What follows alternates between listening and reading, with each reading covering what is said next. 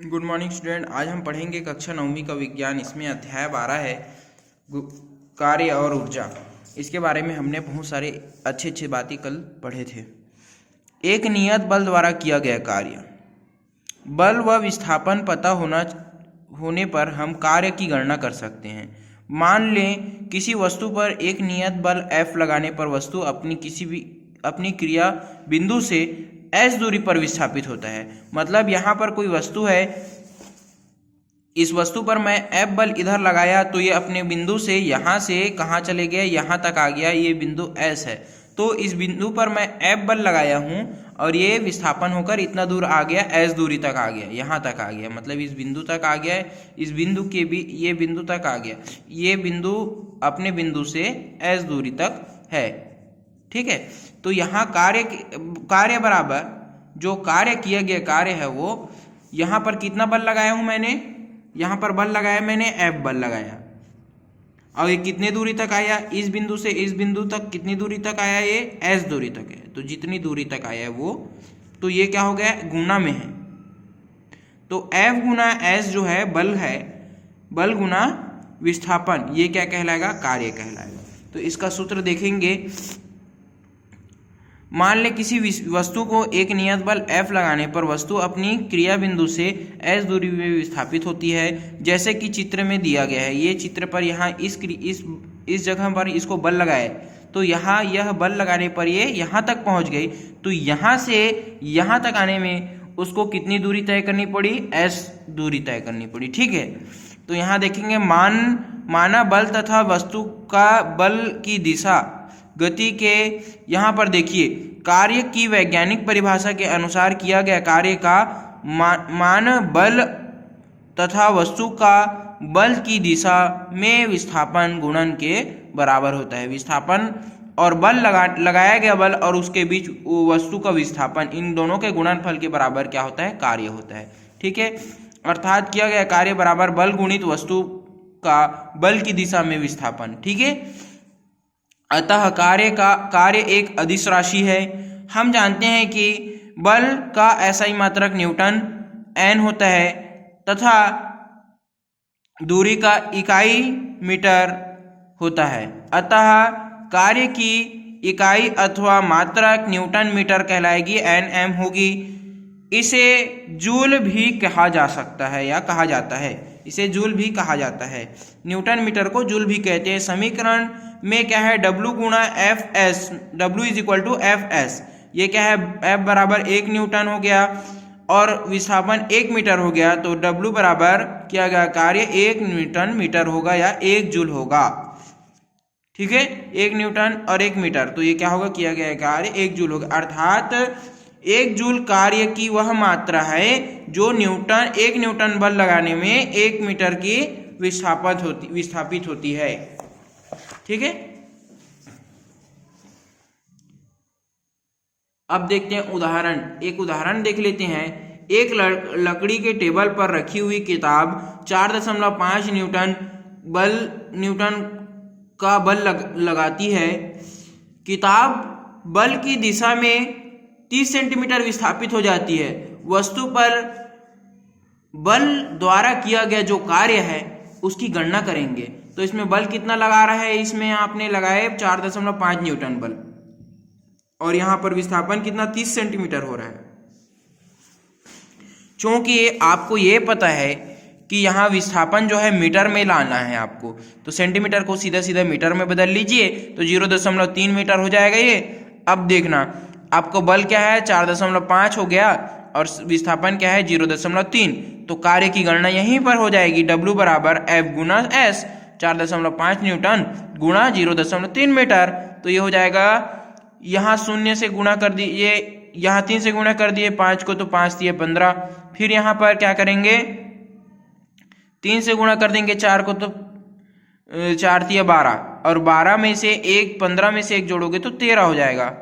ठीक है, और 1 अंक के बाद दशमलव है इधर भी और इधर भी, तो इधर 1 अंक के बाद दशमलव लगाएंगे। क्यों लगाएंगे, क्योंकि 0।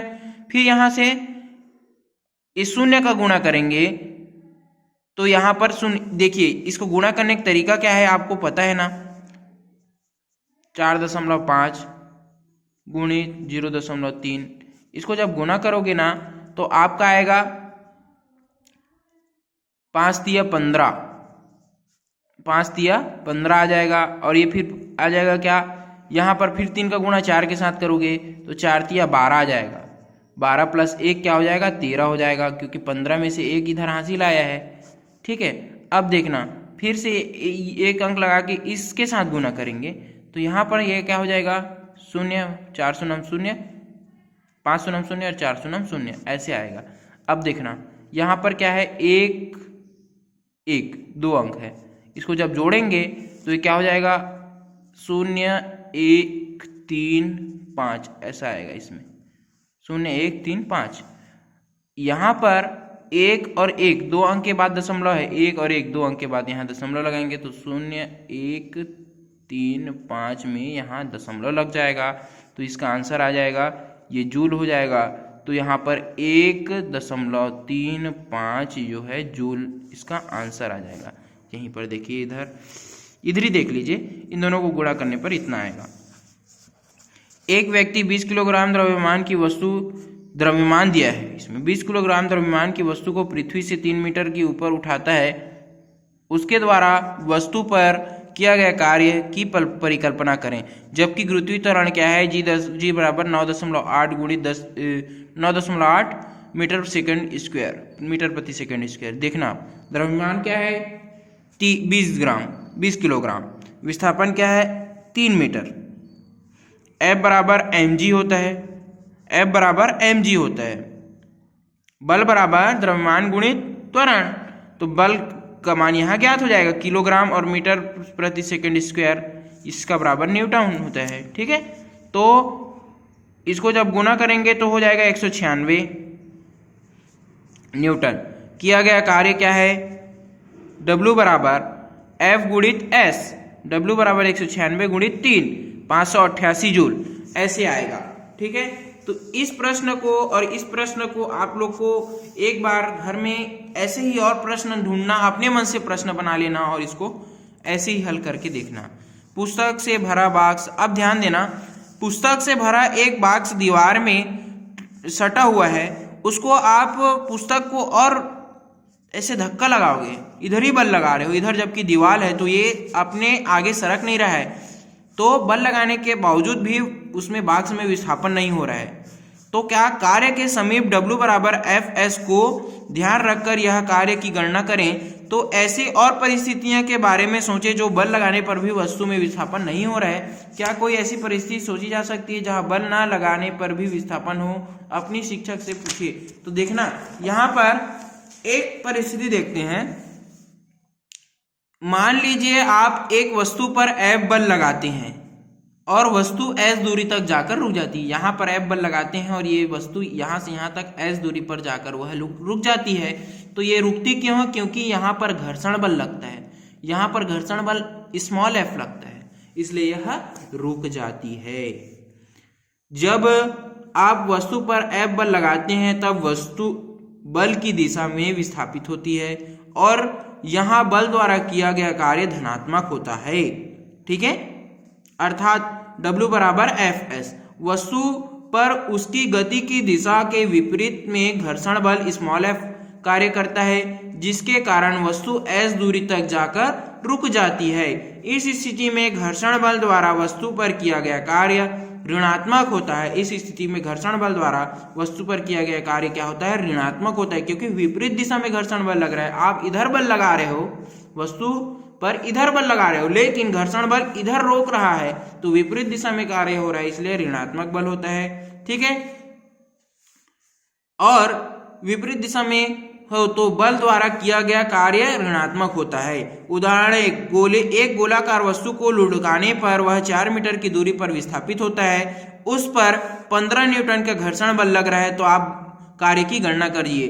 तो ये ए सूत्र जो है minus small F S, W is equal to minus small F S, तो ये क्या है, वस्तु पर लगने वाला घर्षण बल स्मॉल एफ 15 न्यूटन है और विस्थापन क्या है 4 मीटर है। वस्तु का विस्थापन वस्तु पर लगने वाले घर्षण बल की दिशा एक दूसरे की विपरीत में है अतः घर्षण द्वारा बल जो घर्षण बल द्वारा जो बल के किया गया कार्य जो है, घर्षण द्वारा बल किया गया कार्य जो है वो क्या हो जाएगा, माइनस में आएगा।